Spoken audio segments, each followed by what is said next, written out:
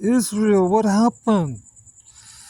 I was referring to a certain individual of ancient times. It's become a nation now, the nation of Israel. But before it was narrowed down to one individual. His name was originally called Jacob, but his name was changed to Israel. You know why? Because he had a wrestling match with God. You know, the living God, God the Spirit, or one of his dignified angels, depending on who you talk to. But yeah, he had a wrestling match with God, and then he had a hip displacement. His hip was displaced, thrown out of socket, because God got the upper hand, or one of his representatives. Some say it was a Christophany, another appearance of Christ in a different form, because Christ was eternal before he was born of the Virgin Mary. He was a second member of the Trinity, but he didn't have corporeal form yet, so he had to take on different forms when he was manifested himself on earth during certain events in Israel's history. So,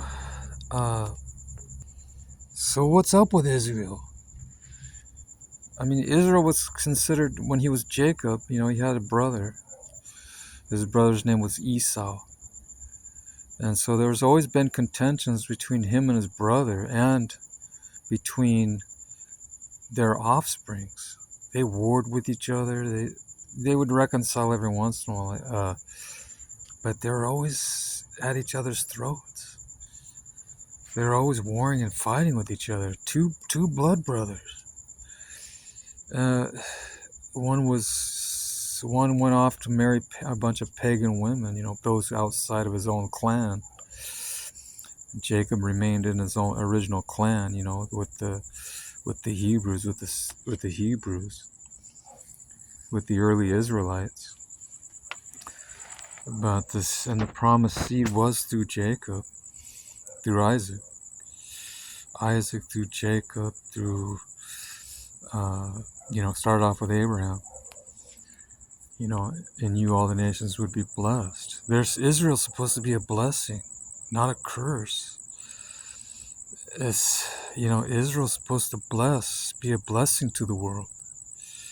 And you wouldn't know that if you read the current newspaper, what's going on over there. You know, not to blame all the Israelites. You know, some attributed, I think most people attribute it to one man, to one leader. And but they're at odds with it, especially the people of the different religion. The religion with the the ones that have the crescent moon as one of their religious symbols. They have odds with it, with what's going on over there, because hey, and they've been at war with each other for years or thousands of years. And that was already predicted in the prophecies of the Jews, the ancient Israelites. Their prophets predicted that there would always be friction between the brothers, between Isaac and who was it? Ishmael. Isaac and Ishmael. Ishmael became the Arabs. Isaac became the Hebrews and Jews. And it was already predicted. Yeah, it was predicted that they'd both be prosperous, but there'd always be tension between those two groups. I don't know why. I mean, it was the premise of their conflict. I think. Because one was half Egyptian, which Egypt represented bondage, and certainly in that case, Ishmael was born of an Egyptian handmaid, and it wasn't God's first choice. God's first choice was a miraculous birth, Not like the Immaculate Conception, but maybe close. But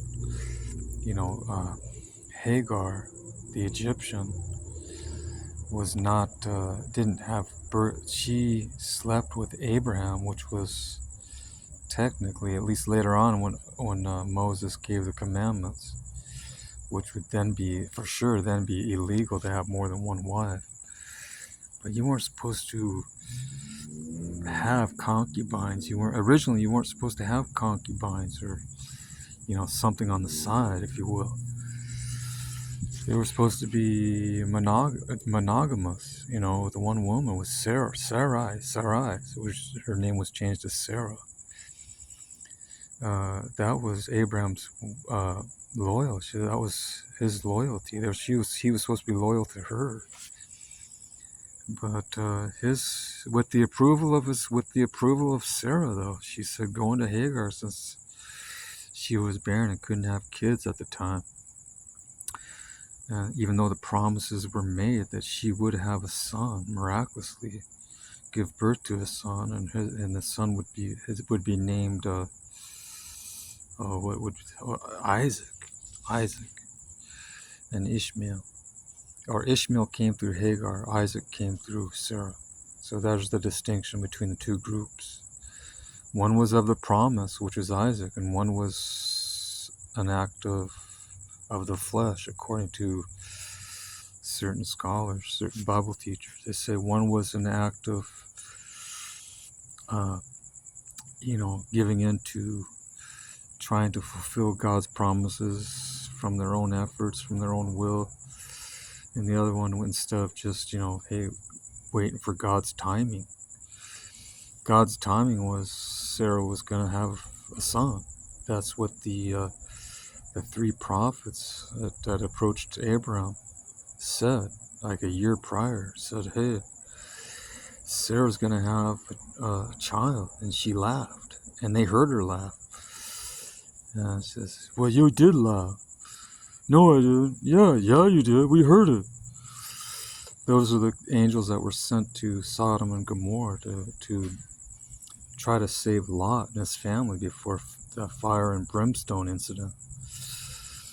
So we won't talk about the details on the reasons why, because it's highly controversial for certain communities. But there was reasons why fiery judgment was on those two cities, Sodom and Gomorrah, particularly Sodom. But yeah, it's an interesting story. It's in the book of Genesis.